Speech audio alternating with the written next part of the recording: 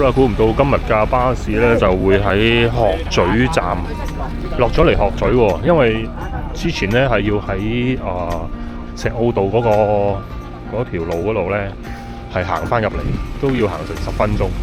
咁啊，今日可能我冇留意啦，但係總之今日就去咗，就入咗嚟鶴咀，咁就變咗我就可以慳咗少少時間。咁好啦，咁呢度頭先個巴士就喺石澳道嗰度行出嚟啦，即係行入嚟。駛入嚟，咁我就按住呢條路就落去啦。咁啊，執一執嘢先。咁咧，今日嘅行程咧就係去呢個嘅鶴咀，整個鶴咀區啦。咁啊，其實今日都有好多個 check point 嘅。咁當然啦，上山頂係我最主要嘅 check point 啦。咁但係喺鶴咀成個山區咧係有幾個重點，我都好想去到嘅。咁我就咁睇地圖咧，起碼今日有3個炮台位。咁我未3、4個，我未必會去得晒啦。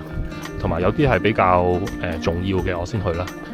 咁啊個名好難記，咩博加拉瓜炮台。咁啊，除咗炮台之後，就係嗰個地質自然保護嘅一個中心。咁變咗就啲行程都好趕急。咁我預計咧，下邊就係石礦場。都得。咁我預計今日嗰個嘅行程咧，就係先落咗去。快腳去咗嗰個海岸保護區先，就係最篤嗰個位置，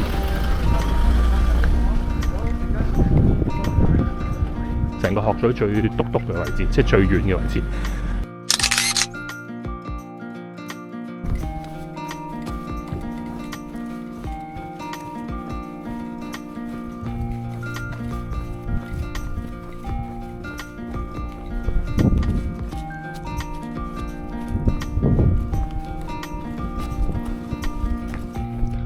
好啦，說時遲那時快咧，我呢個位已經睇到第一個炮台，嗰個係叫機槍堡，即係比較小型一啲嘅一個堡壘啊！呢個就係石澳嘅礦場，咁個機槍堡就喺嗰度啦，遠距離有一個突出嚟嘅位置，我試下放大少少睇到呢邊。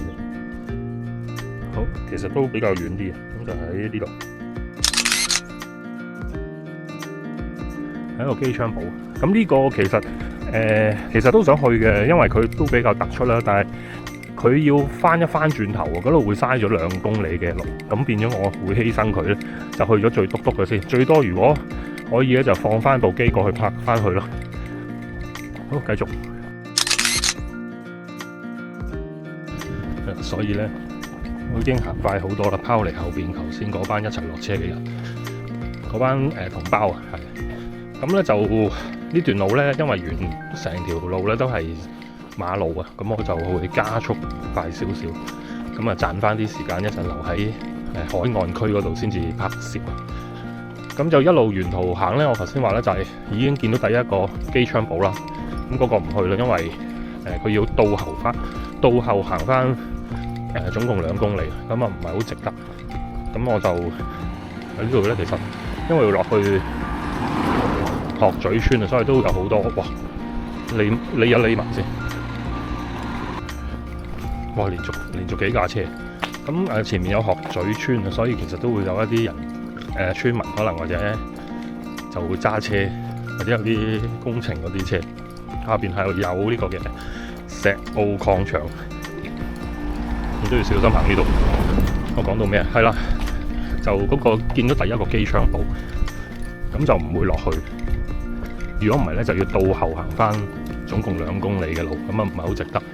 咁啊留翻啲時間咧喺最遠嗰個係啦。咁我講完炮台之類嘅嘢咧，就係之後就會去一個叫做燈塔，石澳燈塔啊。咁就係喺鶴咀燈塔應該就會喺呢個嘅鶴咀啦。當然係就係一個最古老之一，香港最古老之一嘅一個舊式燈塔。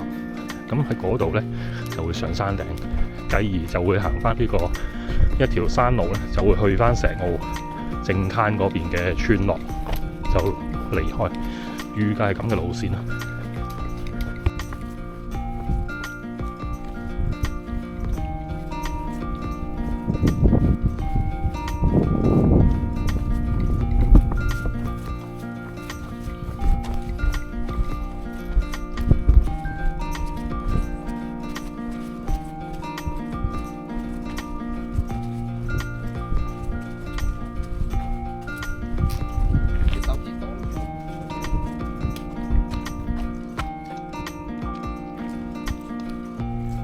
住呢條路一路行落去。不過我見到呢度咧有一個位置咧，我就行一行落去睇一睇，我唔會落去嘅。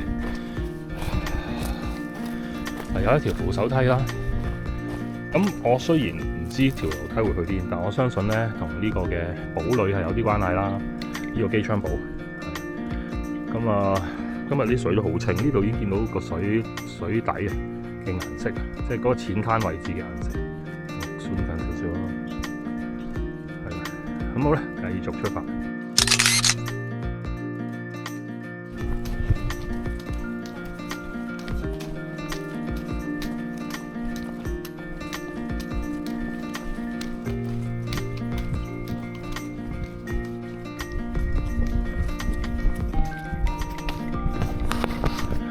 咁上個星期咧，我就喺上邊嗰個無字石碑嗰度行啦，去行呢個大琴灣啦。咁今次就接駁翻上次離開嗰個位，繼續土地灣行前少少就係鶴咀。咁啊，延續上一次嘅下集啊。究竟呢邊係叫做大澳，應該用大澳上下集啊，定還是大潭咧，定係龍脊咧？呢個位咧就有明顯嘅一條上山嘅係呢個嘅電台發射塔啊，統稱電台發射塔啦。咁我就係落去下邊先嘅，咁啊，因為車路上去。好，行到呢度咧有一啲筍傷啊，芽菜坑村。咁啊，周圍望下啦，呢度係好多個位置嘅，即係呢啲路口位。咁有啲私人嘅屋啊，或者啲比較豪華啲嘅大宅啦。咁但係咧，好啦，見到呢度有條路咧，頭先嗰度呢度有條路咧，其實就係可以落去頭先嗰個機槍堡嘅位置。不過我就唔落去啊，因為我頭先講過啦，落去1公里上嚟1公里到2公里，咁我就唔落去呢個位置啦。咁我就繼續向前行，就會先去咗嗰個海岸保護嘅中心先。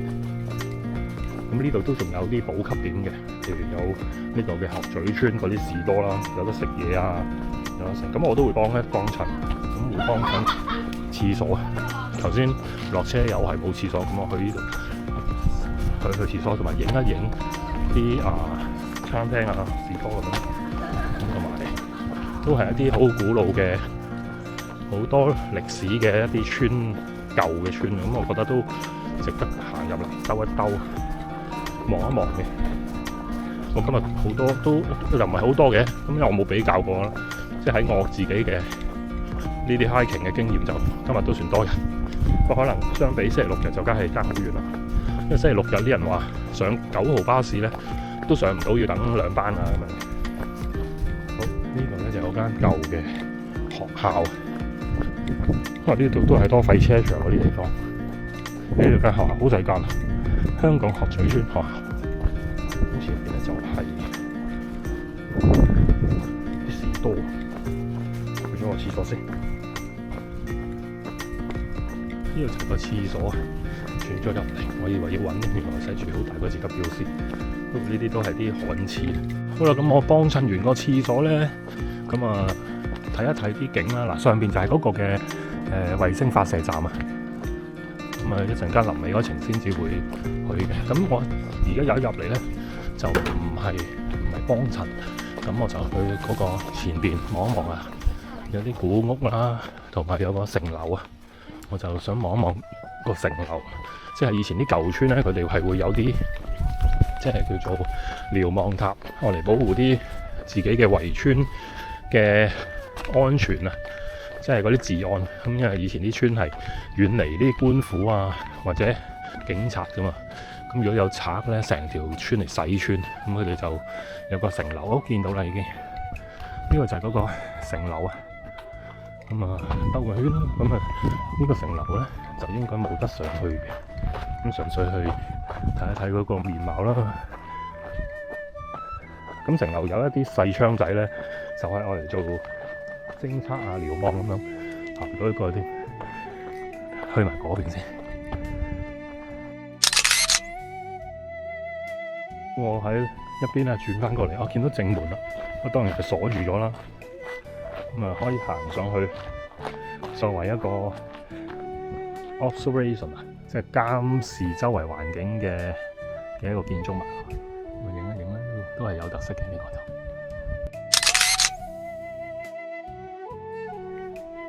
好，咁就行翻出去剛才入嚟嗰個路口啦。咁我就行翻出村口嗰條馬路啊。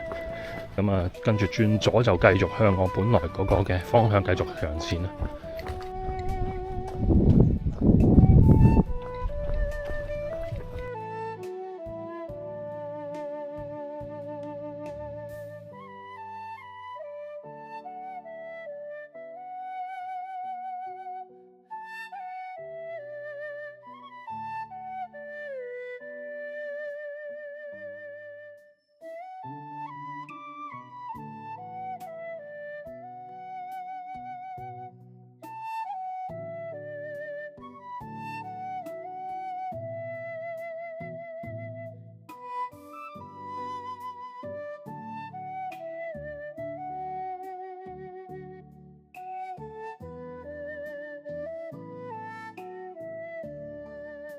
好啦，咁我行咗一個咧比較開揚嘅位置咧，就可以望到比較大嘅地方啦。咁前面呢個叫雷洲啊，咁啊後邊嗰個咧已經係咪蒲台島？好似就係蒲台島啊。咁啊遮隔咗，咁啊蒲台島我上兩個月就去咗啦。咁啊前面仲有個補給點，好似我見到好多鋪頭。咁呢度行前少少，見到呢度有個落去嘅位啊，有啲油庫、油罐咁嘅 display。咁下邊叫做芽菜坑村啊，不過即係呢啲都應該係荒廢咗，或者冇乜人住，或者係做晒啲工廠嘅貨倉。哇！有車，點解會有個咁靚嘅車？似係嗰個咩海岸保護區嗰類嘅xuất土。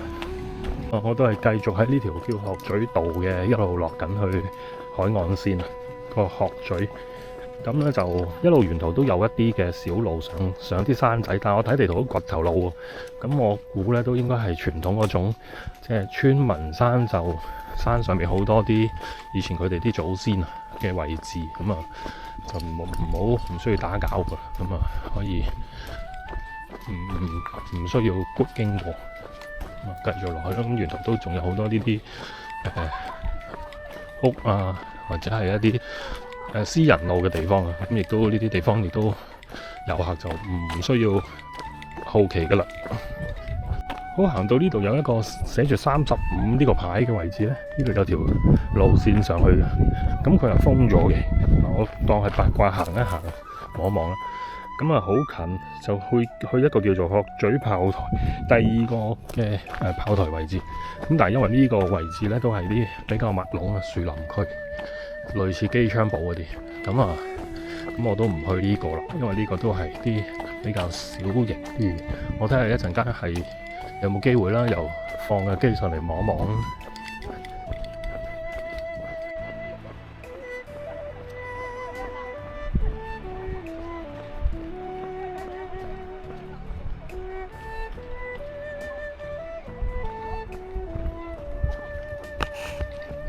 咁啊，行到一個位咧，比較多好多，即係比較多建築物嘅一個位置咧。呢度前面就係叫做低電台啊，鶴咀電台低台寫住。咁咧，我就會行呢度，就會一陣間咧回程咧走嘅時候咧，就會經一經呢度先至再上山嘅。係啦，但係我而家首先落咗去先。咁佢呢度有條指引啦，我見其他有得上嘅，不過佢呢個位置咧就寫住由泥路往景點喎，咁我冇理由好唔好嘗試下行一條冇人行嘅路咧？其實都可以，我諗一諗先。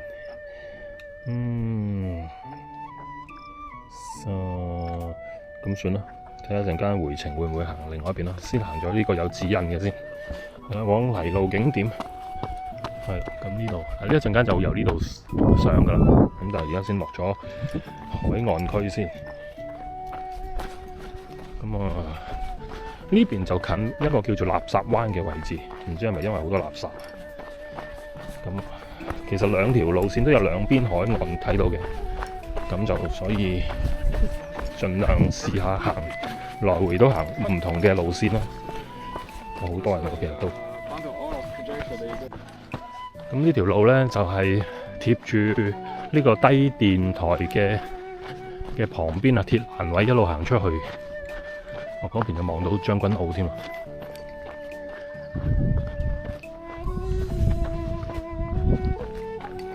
好，行到呢個位呢，望翻向將軍澳同埋石澳嗰邊呢，係呢個垃圾灣。咁前邊呢，就有一個小島啊。咁個小島呢，就係叫做大頭洲。咁個大頭洲呢，就前邊呢，就好似俾人斬咗3刀咁啊，3橫咁樣，咁都幾得意。不過佢個規模就細啲啦，細個咁樣。我呢個位置突然之間好空曠，有啲即係呢啲叫做係咪發射塔嗰啲東西？行一行過嚟先。呢度有條路，應該就係咪路嚟咧？唔係一個水潭位，因為應該要有一條路可以落翻去呢個垃圾灣。係啦，咁呢度冇乜特別啦。呢度已經望到情人橋嗰邊，好似就係。好啦，上翻去先。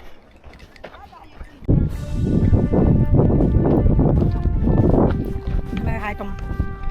好啦，咁呢度咧就落去咧，就去翻呢個嘅海岸潭嗰度。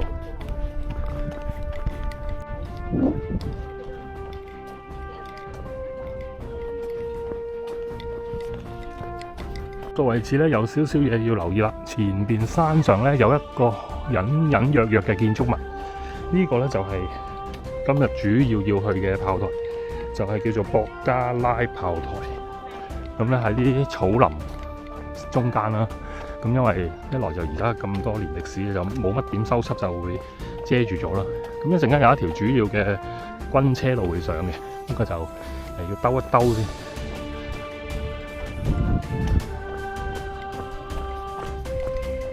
呢個電塔都好，雖然唔係即係比較簡單，但係都好高，有條樓梯可以直接爬上去。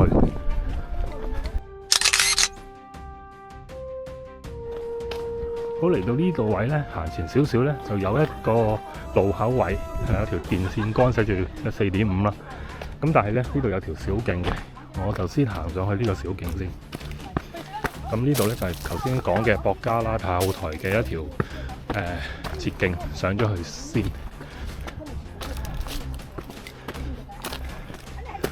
同埋太興奮啦，其他人比較嘈吵，我避一避佢哋先。好啦，一路上去先。好啦，咁啊上咗嚟呢個叫鶴兜海底電纜站。咁啊當然唔好八卦啦，因為我要去個炮台嘛。向左手邊，唔係向左，係向左手邊，就會見到頭先我喺下邊剛才話見到嘅一個隱藏嘅建築物啦。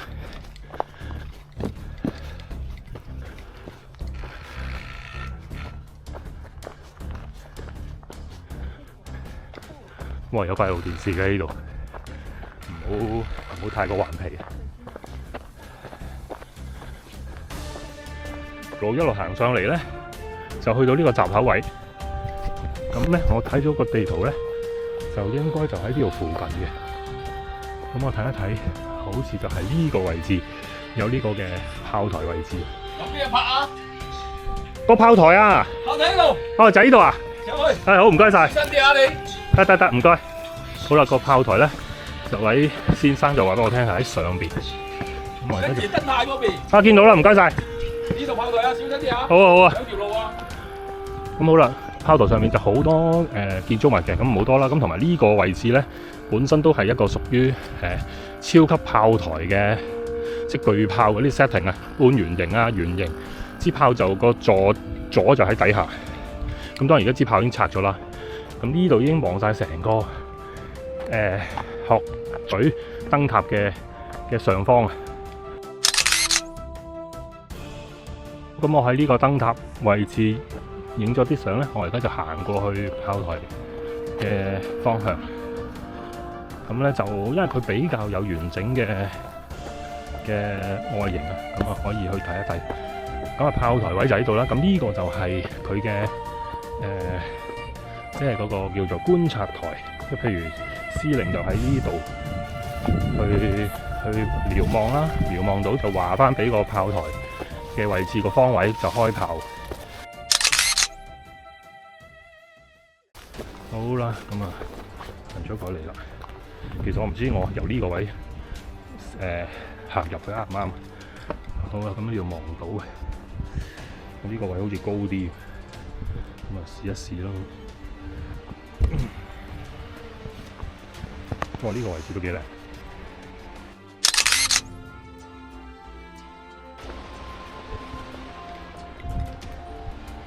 好，咁我呢度攞落去先。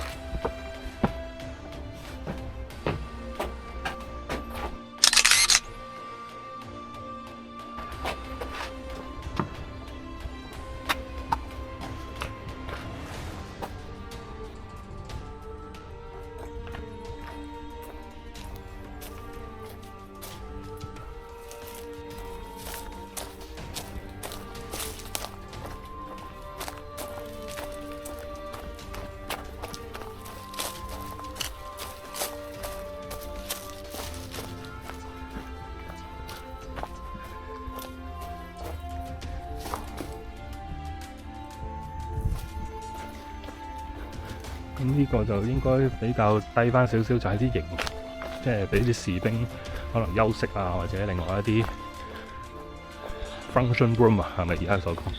好，就係咁樣。咁咧就其實而家呢幾個嘅碉堡位置咧，都有啲建築工人喺度擺咗自己擺咗啲工程嘅嘢。咁我再上翻去咧，睇下揾唔揾到一個起機位先。好，咁我就大概喺呢個附近應該都可以嘅。咁我要遠離呢度本來嘅建築物啦。呢度好似有條路，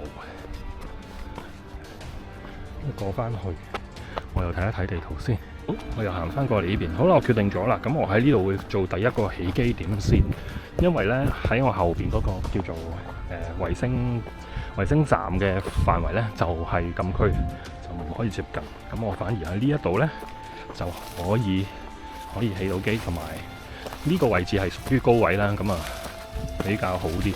咁同埋可以擺下嘢喺呢個要塞嘅位置啊，咁變咗我就可以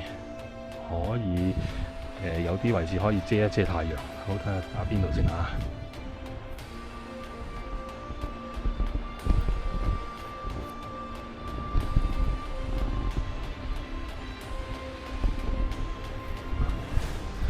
咁我就喺呢個位置起機啦。咁因為上邊嗰個衛星站咧就唔可以接近啦。咁我亦都唔想太過近嗰堆嘅發射器啦。咁呢個位置亦都有個幾靚嘅懸崖位。咁我就企得近嗰個主力牆，咁變咗就呢個位置都屬於安全啲嘅。好啦，喺度開始啦。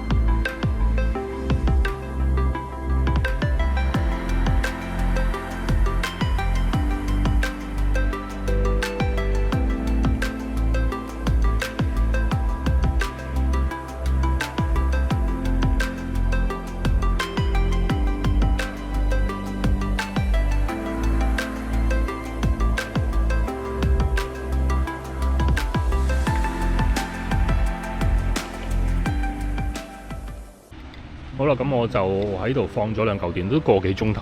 咁啊就呢個位非常好啦，同埋今日冇風啊。咁啊加上嗰啲浪咧撞落啲岩石度都好靚。咁我就離開呢個位置啦，咁啊落一落去先。咁啊趁仲有太陽，而家係4點9嘅啦已經。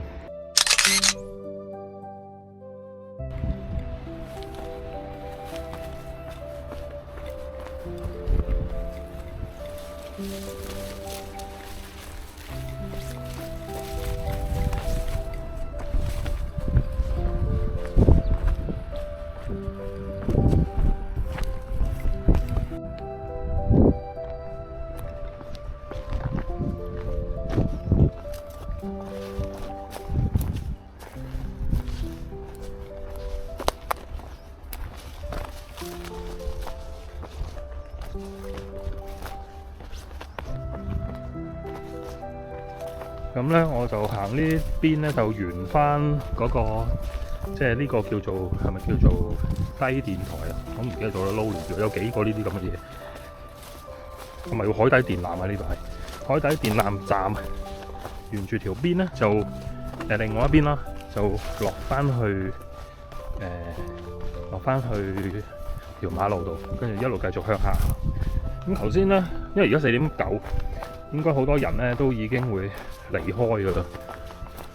即係離開嗰個叫做海洋啊。喺我呢名咧，我要到時睇翻先。海洋環保生態總之一定有呢啲字中啦。好，頭先呢度上去，咁我呢度咧就落翻去先。咁咧有條馬路噃，我睇下可唔可以行馬路落先。今次嗱，頭先咧就係呢條小路上嚟嘅。嗱，我呢條小路上嚟，咁我頭先咧即係應該話有另外一條路可以落翻去。咁我試下第二條路啦，因為我又唔係好想行相同嘅路啊嘛。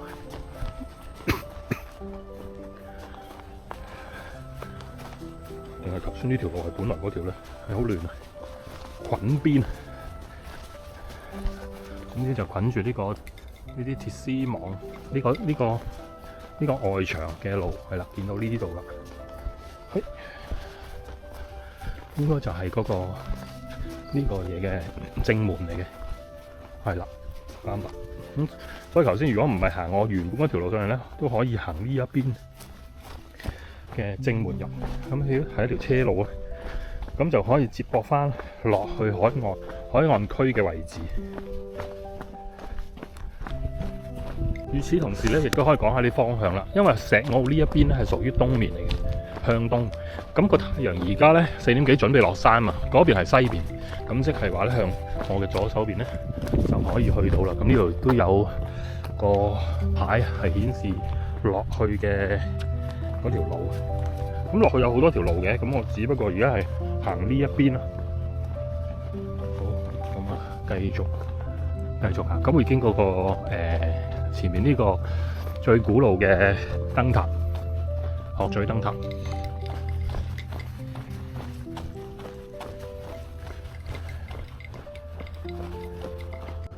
點咁搞笑嘅？點解我睇到條路線係行呢啲咁嘅湖島長路嘅？定係應該另外一邊啦？不過算啦，呢度快脆上咗去，跟住落翻嚟就離開。好啦，咁啊過咗嚟，咁我頭先就喺對面嗰個馬拉加炮台啦，咁呢邊就係個燈塔。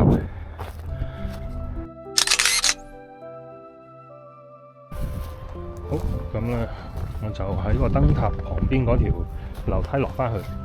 本來應該行呢條嘅，不過我就費事兜2次。係啦，本來就呢邊落嘅。咦？但係嗰度封咗喎，會唔會入唔到咧？啊！呢個燈塔係158號燈塔。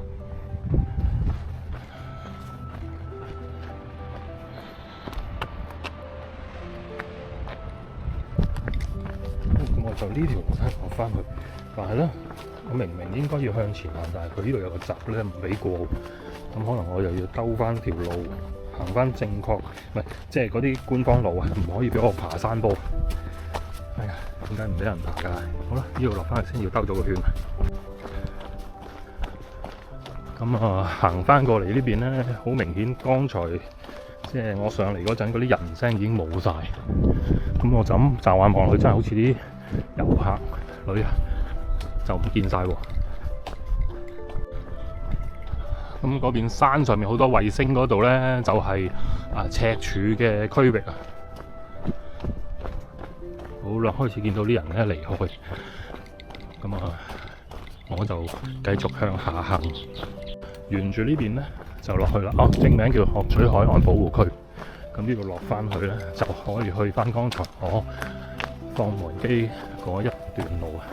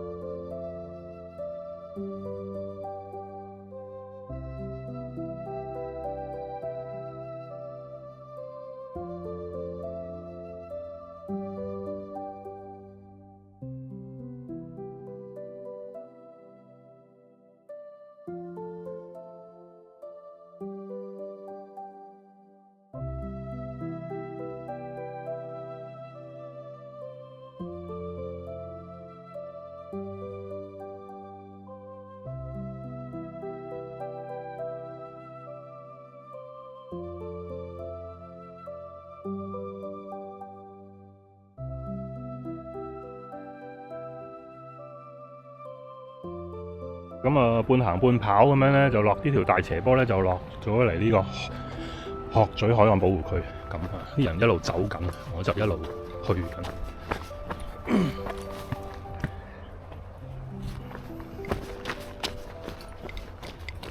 條位咧就係叫蟹洞啊。咁咧就係咪叫蟹洞咧？定係叫響咩洞咧？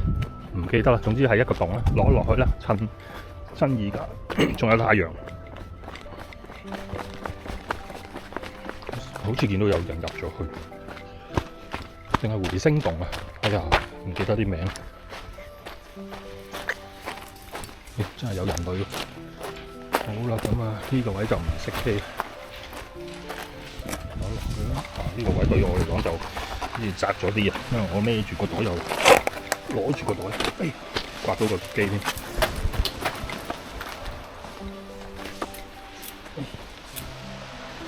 石頭雖然大嚿，但係都有少少喐。唔係喎，呢度好似叫回聲洞啊！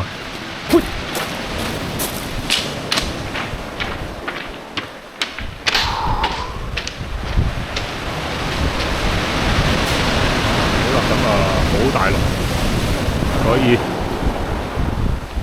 好大浪，唔可以行得太前。水開始漲。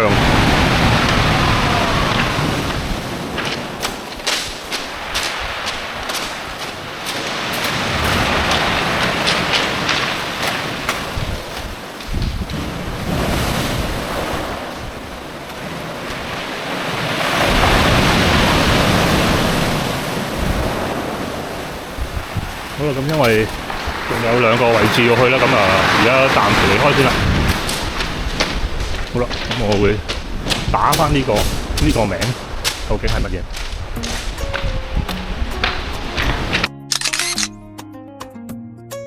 都喺個洞穴度上返嚟咧，就繼續前行喎。反而而家又見返啲人仲喺度，我諗都有啲人係會喺度等呢個嘅日落嘅。好，咁睇到呢度啦。香港大學太古海洋科學研究所，有冇人可以一次過讀晒？係記到嘅。咁咧，前面就有一條魚骨啊，好似係鯨魚骨啊。望一望過去度。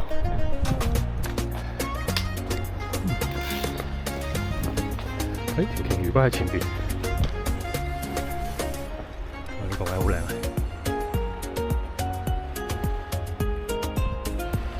好啦，咁睇呢條鯨魚骨啦。我真定假嘅其實？如果真嘅，成日俾啲颱風喺度吹，其實真係好快會打爛嘅。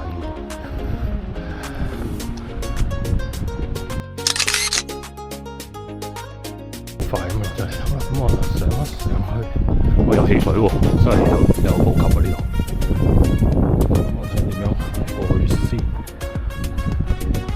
終於分辨到啦，剛才我去嗰個咧叫回聲洞，而家呢邊咧上咗嚟左手邊呢度咧就比較多人咧就叫蟹洞。咁啊喺度睇緊咩咧？唔通係好多蟹？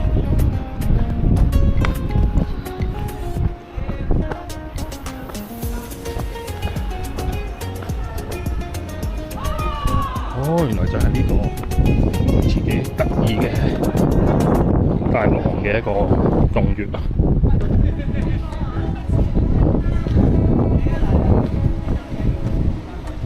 哦，因為我知啦，因為成個外形係一個蟹形，所以佢就稱之為蟹洞，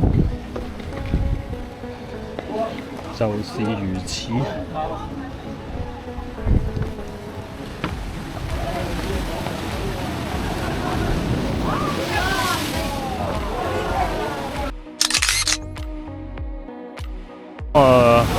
我就冇人揸機，同埋唔方便放航拍咧，我就離開呢個位置。不過有一個位置咧，其實可能有啲人係遺留咗嘅。好，除咗嗰度有一條棍叫乜嘴之外咧，行翻過嚟，見唔見到嗰度有塊木板？咁咧就係一個名啦，係一個地呢度個名稱啊。但係咧就有名堂嘅，我都特登過去啦，就係叫做鶴咀鳥居，因為佢個形態咧係好似啲鳥居，即係日本鳥居嗰個嘅牌坊嘅形狀，即係咁講啫。其實就兩回事嚟嘅。哇！呢度路過唔過到去咧？好啦，終於行咗一段路啦。咁啊，其實就好遠嘅呢度。過嚟都唔使100米，不過爬上去呢度就窄少少，要小心啲啦，因為我而家單手嘛，咁啊兩隻手就好啲。好，要一層層咁啊容易爬上嚟嘅都。好，上咗去，好，仲爭一層。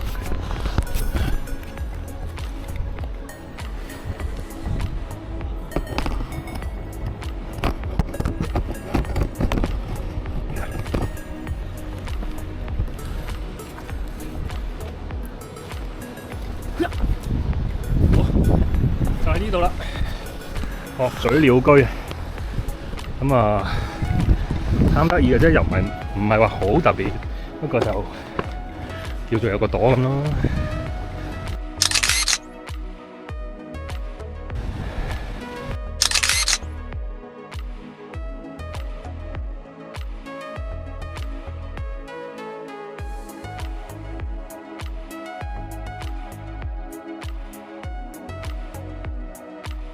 就喺呢個鶴咀鳥居咧，就影咗幾張相之後咧，我就離開啦。咁因為有人遠距離見到我喺度影相咧，佢哋又過緊嚟，我趁佢哋嚟之前離開呢度先。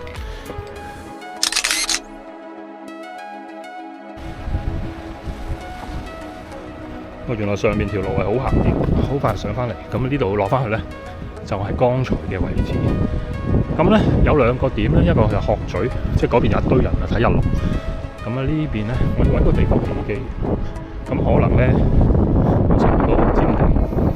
哇，要落去先。咁而家係5:03，咁咧距離日落仲有1個鐘。咁啊，可能我會改一改行程啊，就係今日唔上山頂，因為如果上咗山頂，呢度封咗嘅。因為如果上咗山頂又冇太陽咧，我又冇嘢影啦，二來危險。即係我不嬲係一個好謹慎嘅行山嘅人啊嘛，咁所以如果係咁，我呢度落翻去先。呢度好似風雨，要爬出去一陣間。爬出去係唔可以影嘅。一跳就跳出嚟啦！我又去翻呢個嘅太古嘟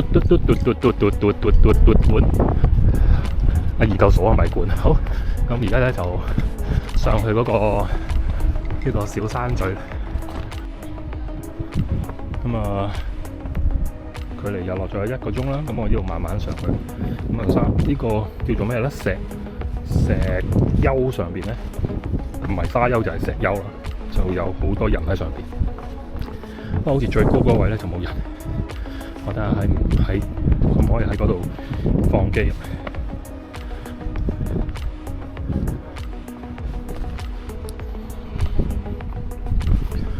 咁同埋咧，我就可以留差唔多最後幾分鐘咧，就 set 埋部機影日落，即係用嗰個延時。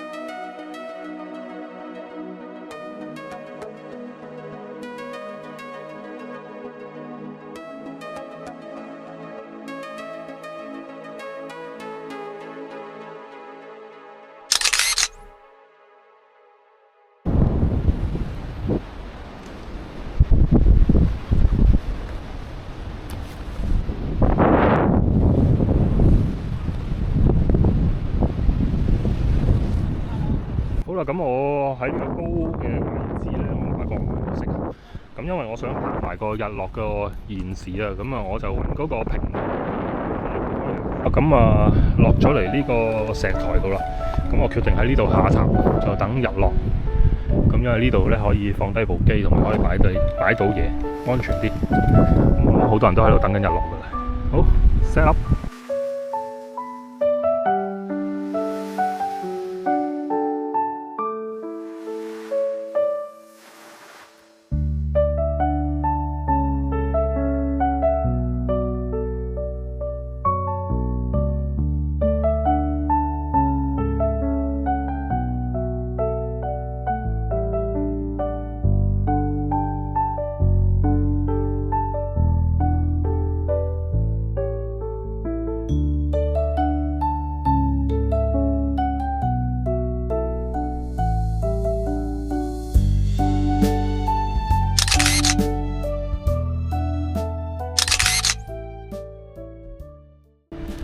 好啦，突然之間係咪已經天黑黑呢？因為已經過咗日落時間嘅半個鐘，咁我都手機啦，因為我係奉公守法噶嘛。咁好啦，與此同時呢，頭先好多人嘅四周圍呢，而家已經冇晒人啦，因為頭先一日落咗呢，啲人已經開始走啦，即係唔會仲等多半個鐘啊嘛，即係我先要等多半個鐘嘅啫。咁而家我就落翻去啦。原來蟹洞嗰度呢，啱啱先有啲人，定係有個人，定係有幾個人一齊走。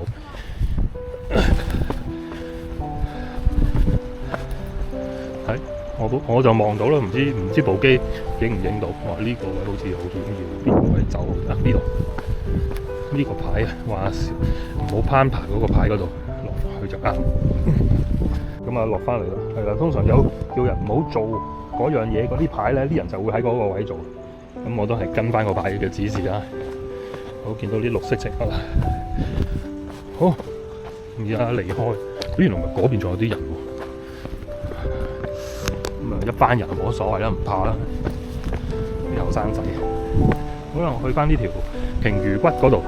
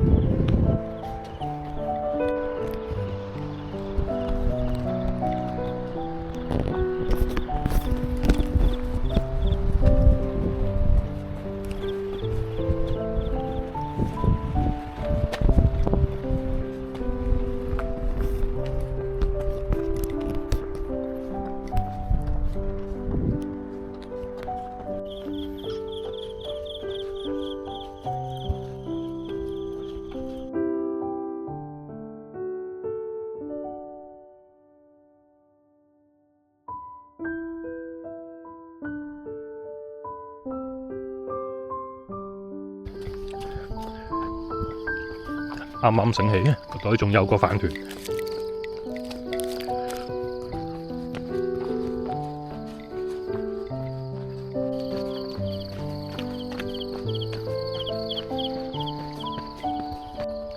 好啦，咁我就行翻去一個頭先話好多交匯處嘅位置啦。咁其實呢度咧上山呢條路山徑咧就會上山去嗰個鶴咀山嘅，但係因為全程都係冇燈，當然冇燈啦，山徑同埋係即係密林啊。咁我都基於我係好淆底咧，我就唔行啦。咁所以咧留翻第日先至行啦。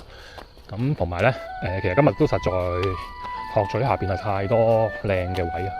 今日嗰個海岸線啊、太陽啊、嗰個溫度啊、風都好靚，咁變咗完全係唔捨得離開嘅，直到個太陽落咗。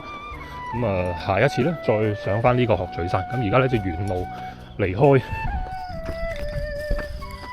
咁其實而家咧就算唔開頭燈咧，條路都睇到嘅，因為個天咧未完全黑晒，咁都有少少倒折射咧，令到條路都睇到。哇！喺前邊咧就有呢個嘅 Rocky 大戰野豬喎。咁咧隻野豬就啱啱行翻入草叢裏邊 ，Rocky 就係咁樣吠佢。咁我都攞翻啲對等嘅武力出嚟啦，當然。好，又有架車經過，隻野豬喺呢度。Hello Rocky，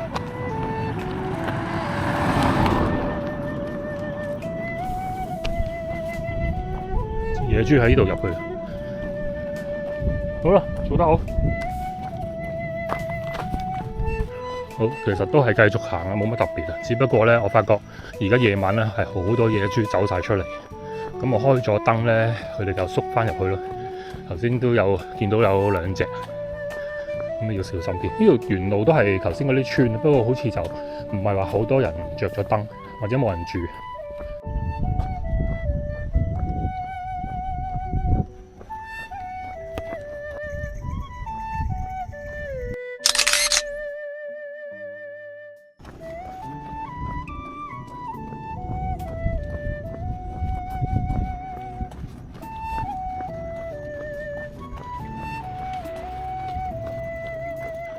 好啦，咁我就行翻出去大風坳嘅位，咁啊幾公里其實爽快就唔使1個鐘上翻嚟。咁但係因為呢個鐘數咧，9號巴士就唔會過嚟㗎啦，咁我又要行翻上去石澳道啊，應該唔會上啊。仲有冇小巴？有小巴喎，紅色小巴站往筲箕灣。哦，咦？點啊？至到4點。跟住4點又至到係咪有位嘅咧？試下 check 下先。咁我就打咗佢呢個電話，咁有人接聽喎。佢就話10分鐘後有個小巴。咁因為嗰個小巴應該本來唔係經入嚟嘅，咁佢就喺石澳同筲箕灣之間。咁如果知道有人咧，佢就會兜入嚟咯。咁所以呢個電話好緊要啊！如果呢個鐘數夜媽媽咧，咁啊而家係夜晚嘅4點至6點啊嘛，4點至凌晨12點。下晝4點至12點，咁就可以打夜班呢個電話咧，話俾途經嘅司機或者站頭知咧，呢度有人上車，咁啊佢會駛入嚟，咁啊唔使行翻出去啦，咁啊樣咯，咁啊太好啦，咁好啦，咁啊鶴咀嘅行程就差唔多啦，其實就未唔完整啦，因為我冇上到鶴咀山啦，其實應該一開始去咗鶴咀山先，因為由高位上去落翻嚟，咁變咗我夜晚頭先因為睇唔到嗰條路，根本就費事冒險啦，我好鬼驚，咁就所以就要留翻下一次先去個鶴咀山啦，因為聽日有嘢做，所以唔好搞咁夜。咁好啦，咁啊等個小巴啦，咁今日嘅行程就咁樣啦，咁啊做翻個386咯。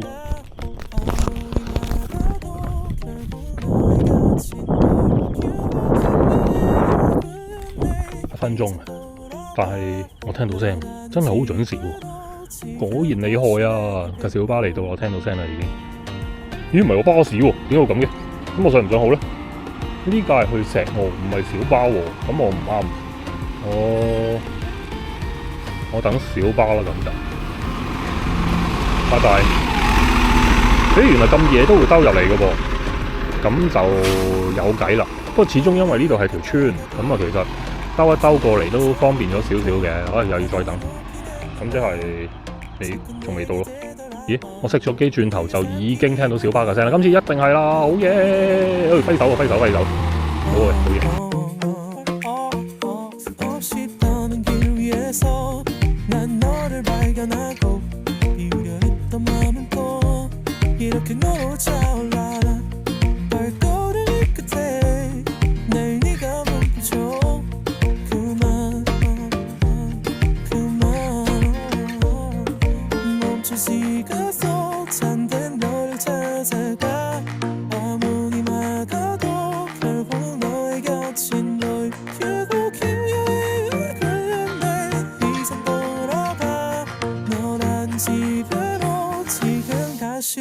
Back home.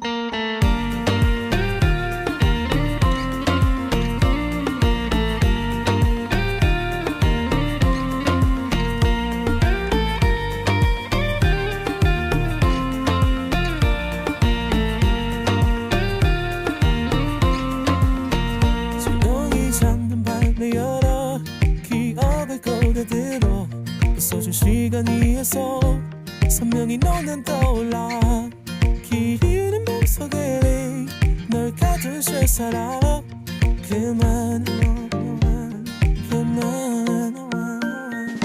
멈춘 시간 속 잠든 널 찾아가 아무리 막아도 결국 너의 곁인 걸 유복인 여인을 걸렸네 이젠 돌아가 너라는 집으로 지금 다시 way back home 세상을 뒤집어 찾으려 해 오직 너로 완결되는 이야기를 해 모든 걸 잃어도 난 너 하나면 돼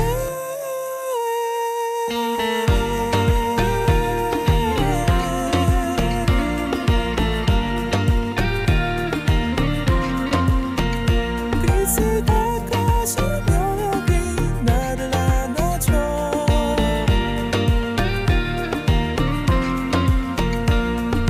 문을 감으면 소리 없이 밀려와 이 맘 그리로 넌 또 한겹 쌓여가 내겐 그리고 보아린 네가 필요해 돌아와 내 곁에 그날까지 얄났던